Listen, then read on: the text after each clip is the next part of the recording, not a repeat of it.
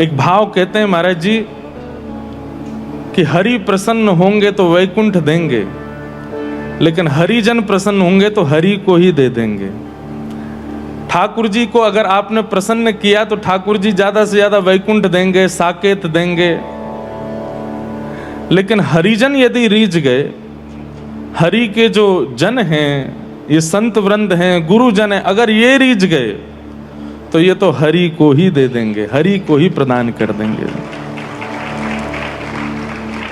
इसलिए प्रारंभिक भक्ति मार्ग में जो आता है वो ठाकुर जी को रिझाता है, लेकिन भक्ति मार्ग में जब गुरु आश्रित हो जाता है और परंपरा से गुरु आश्रित होता है तो उसे समझ में आता है कि ठाकुर जी को रिझावे तो पहले गुरु जनन को रिझाओ, आचार्यन को रिझाओ।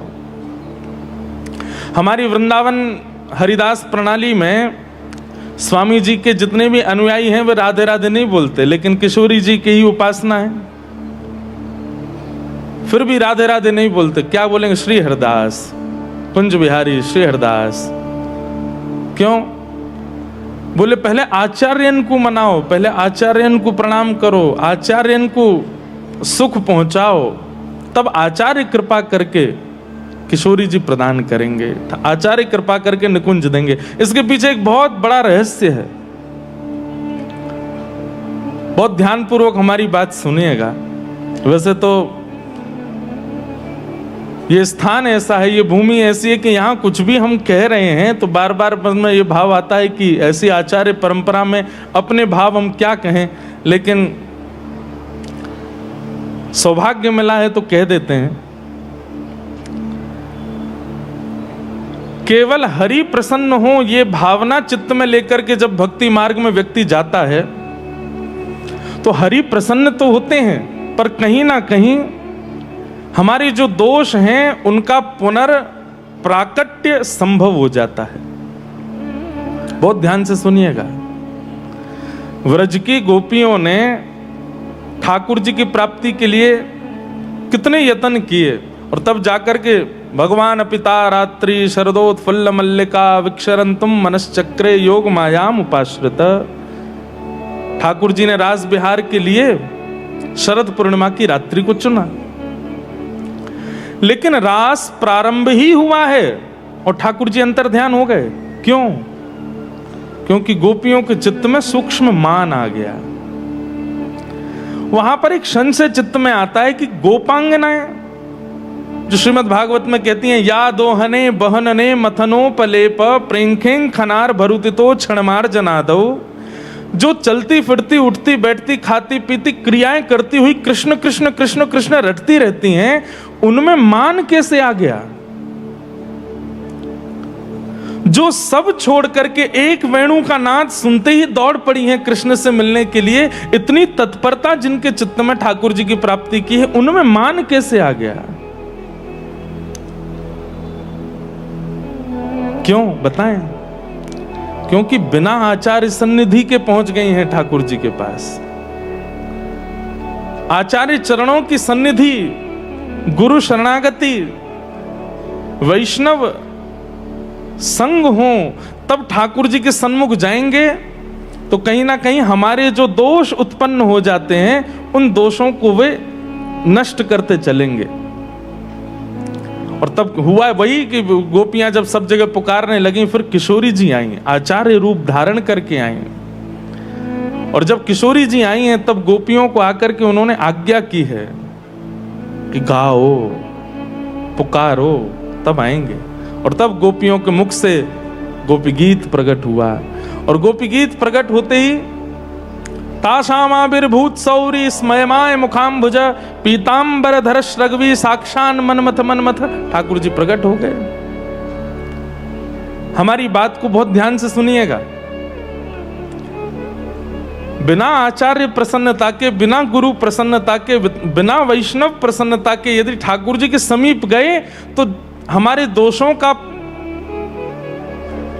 प्राकट्य, हमारे दोषों का चित्त में आना संभावित होता है। लेकिन आचार्य सन्निधि के साथ जब जाते हैं तो आचार्य दोष प्रकट भी हो रहे होते हैं तो उनको समाप्त करते रहते हैं।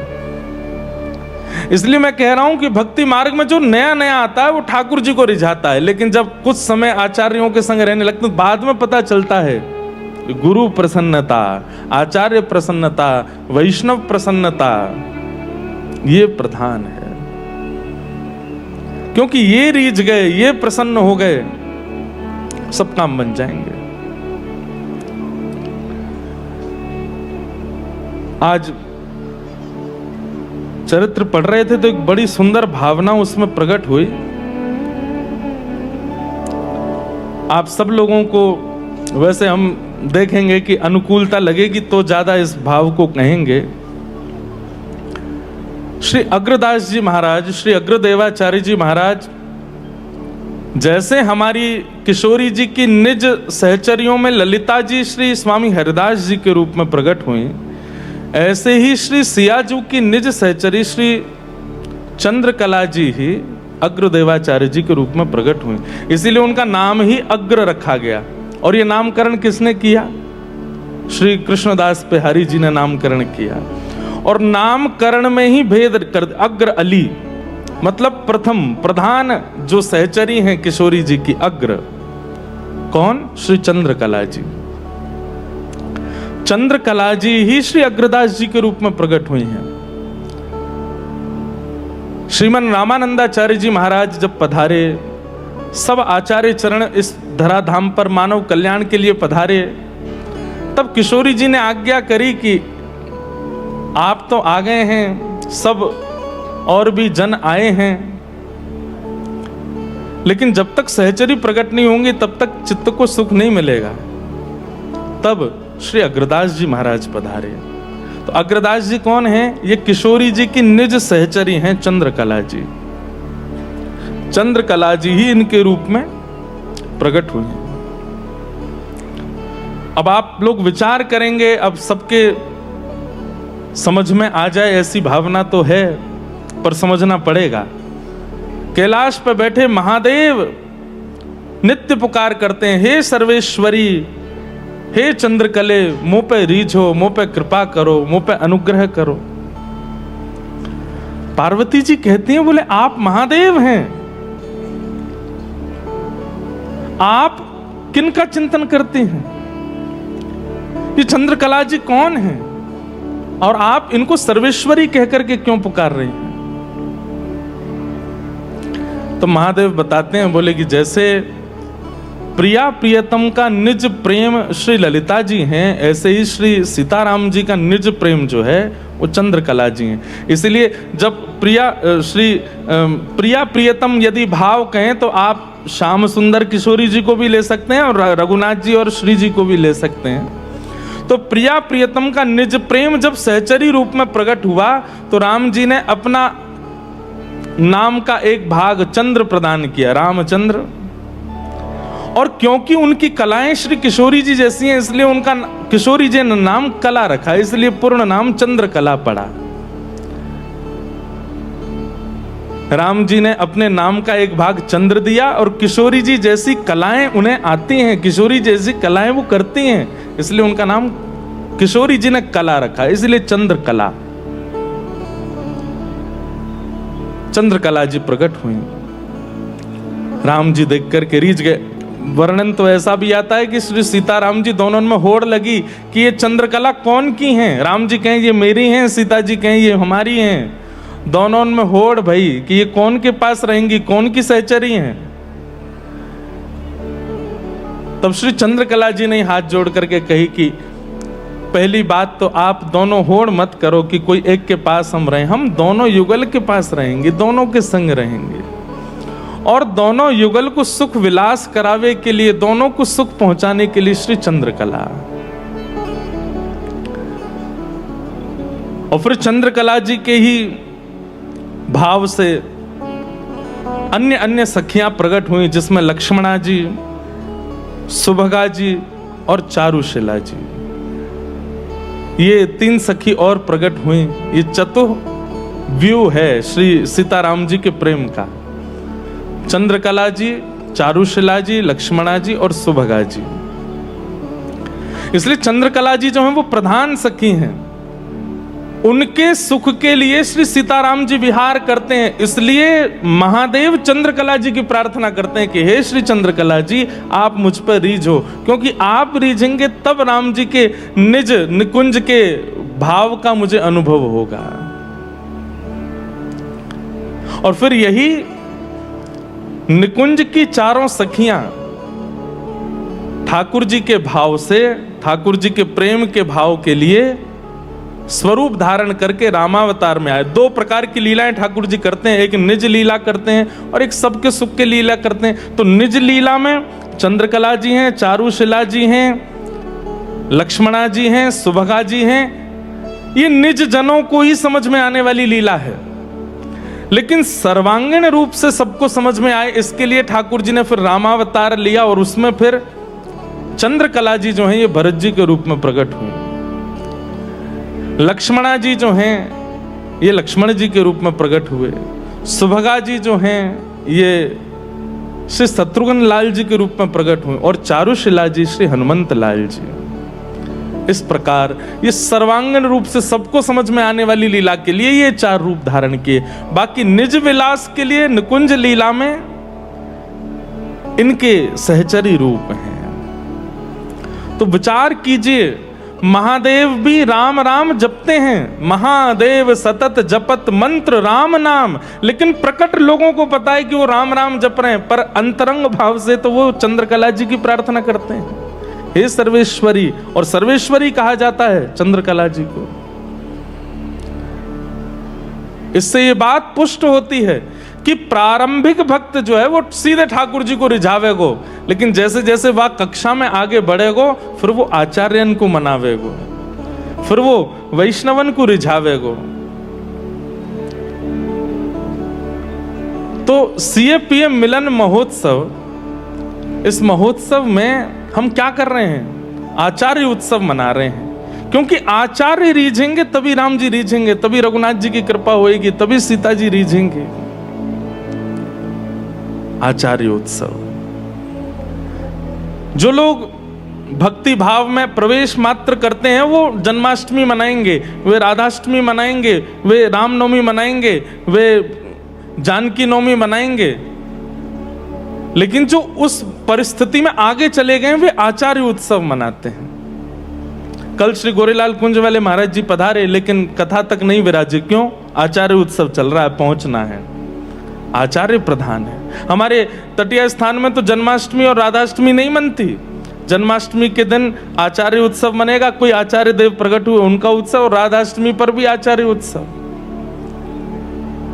आचार्यों की कितनी महिमा है, गुरुजनों की कितनी महिमा है, क्योंकि ये रीझेंगे तभी ठाकुर जी मिलेंगे, ऐसी भावना है। तो इस उत्सव का एक ही उद्देश्य है कि आचार्य चरण हमसे रीझ जाएं, नेक हम पे प्रसन्न है जाएं, और वे प्रसन्न है गए तो निश्चित है कि सीताराम जी को प्रसन्न होना पड़ेगा। सौभाग्य मिला है दास को यहाँ कथा कहने का। कल महात्म की चर्चा हम लोग कर रहे थे। हम प्रयास करेंगे श्री चंद्रकला जी की, चारुशिला जी की और श्री ठाकुर जी की नुकुंज लीला की कथाएं यहाँ सुनाएं। जितना संभव हो पाएगा कहने का प्रयास करेंगे, आप सब लोग सुनिएगा। कल हम लोग भागवत जी का महात्म श्रवण कर रहे थे,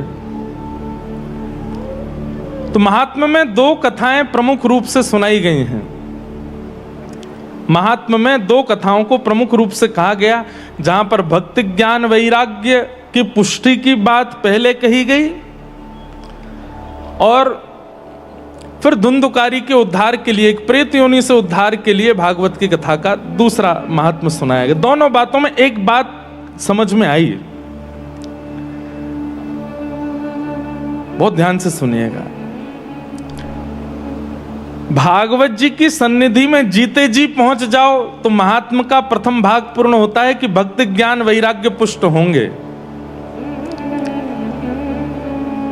और महात्म के दूसरे भाग से यह पुष्ट होता है कि अगर जीते जी नहीं पहुंचे, मृत्यु हो गई और कहीं प्रेत बन गए, तो भी भागवत जी कल्याण करेंगे। इसलिए श्रीमद् भागवत जी को संहिता कहा।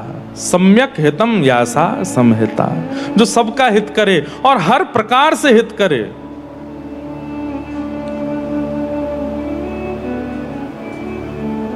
कृपा है आपके ऊपर कि आप जीवित अवस्था में ही कथा के आश्रय में हैं। कृपा है आपके ऊपर कि आप अभी श्वास चल रही है और आप कथा सुन रहे हैं।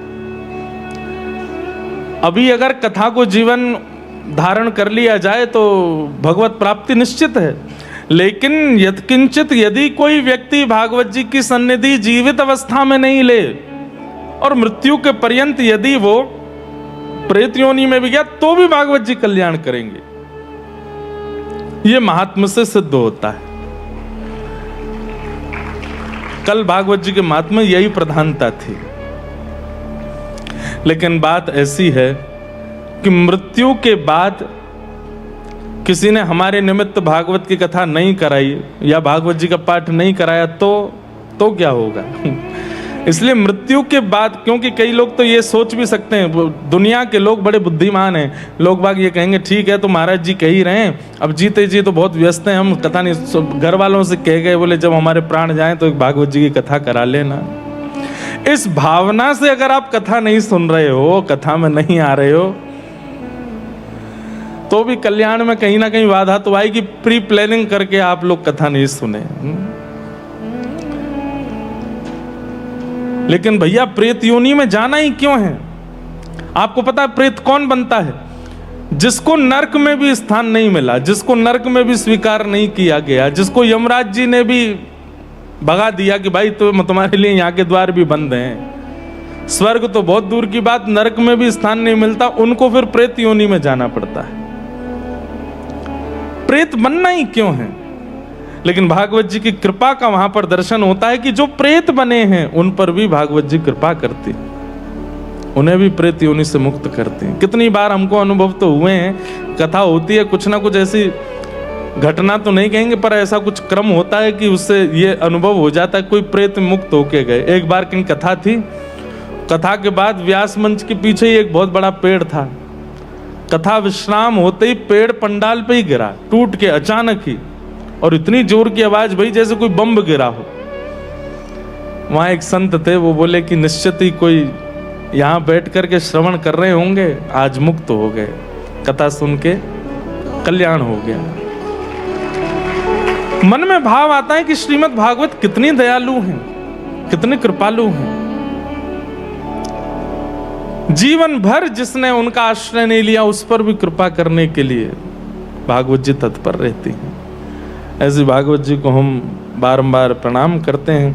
कल महात्मा